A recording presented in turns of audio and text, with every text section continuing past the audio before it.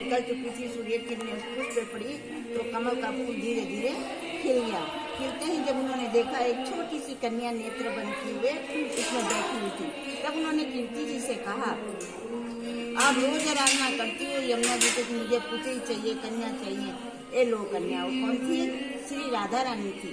उनके दोनों नेत्र बंद थे। सब जगह ये कहलवा दिया कि हमारे यहाँ कन्या का जन्म हुआ है, लेकिन ये किसी को नहीं बताया कि उनके दोनों नेत्र बंद है। जब 11.5 महीने के बाद कृष्ण भगवान का जन्म मथुरा में हुआ तो कंस के भय के मारे रातों रात वासुदेव नंद बाबा के यहाँ गोकुल ले आए। फिर नंद बाबा ने सब जगह निमंत्रण भेजा, सब गोप ग्वालों को बधाई के लिए। सब गोप ग्वाल वहाँ बधाई देने के लिए पहुंचे। यहाँ से विश्वभानु जी कीर्ति में यहाँ गई, गोद में राधा जी थे। जैसे वहाँ पहुंचे तो श्याम सुंदर पन्ना में झूल रहे थे, तो घुटनों केवल राधा उनके करीब जाकर बैठी। पलट कर कृष्ण ने राधा को देखा और राधा ने कृष्ण को देखा। जब उनके दोनों नेत्र खुले, कंस के भय के मारे तो उनको वहां ले गए। कंस वहां भी पहुंच गया, कभी पुतना को भेज रहा, कभी मरकासुर, कभी वरकासुर को भेज के काफी भूचाल मचा दिया। नंद बाबा बड़े दुखी हो गए।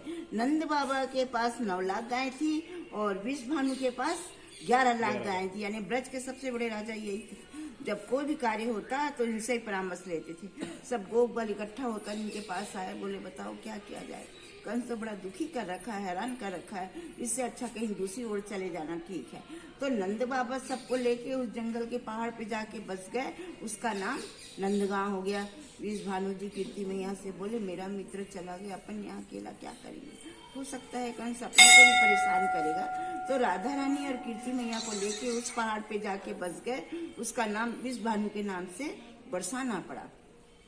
बड़ा पुष्ट पहाड़ है, वो भी ब्रह्मा जी का वरदान है उस पहाड़ को कि कोई भी राक्षस प्रगति का नहीं पहुंच पाएगा, जो जाएगा वो पत्थर बन जाएगा। इसलिए विश्वभानु वहां जाके बस गए। उसका नाम विश्वभानु के नाम से बरसाना पड़ा।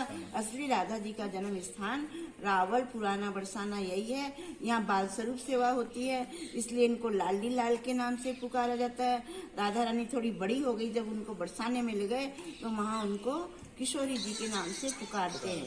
ये जो आप विग्रह देखे युगल सरकार, ये कोई बाजार की मूर्ति नहीं है जो लाके यहाँ पधरा दी गई हो। ये शंभु प्रगट है, उसी जगह से प्रगट है जहाँ से राधा रानी कमल के फूल में प्रगट हुई थी। तो नीचे वाले जो छोटे विग्रह देखे होंगे आप, उनको लेके हमारे जो पूर्वज से परमानंद जी व्यास राजस्थान जोधपुर से आके यमुना के किनारे काफी वर्ष तक उन्होंने तपस्या की थी। जब श्री जी ने उनको दृष्टांत दिया था कि मैं करील के वृक्ष के नीचे हूँ, मुझे निकालो। बोले मैया ये तो यमुना का किनारा है, करीली करील टैटी टैटी का पेड़ है, आप कौन से करील में विराजमान हो रही हो। तो बोले श्यामा गई आएगी जहाँ चारों सन से दूध की धार देगी, उस जगह खुदाई करना। वो तपस्या में लीन मन में विचारे तो जमुना का किनारा है, गाय चढ़ते रहती है। उन्होंने कोई ध्यान नहीं दिया। जब श्री जी ने दृष्टांत दिया उस गैया का उन्होंने ख्याल रखा।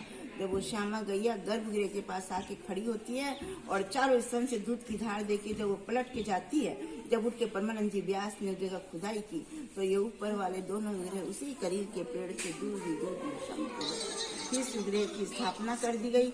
बड़ा मंदिर बनाया गया।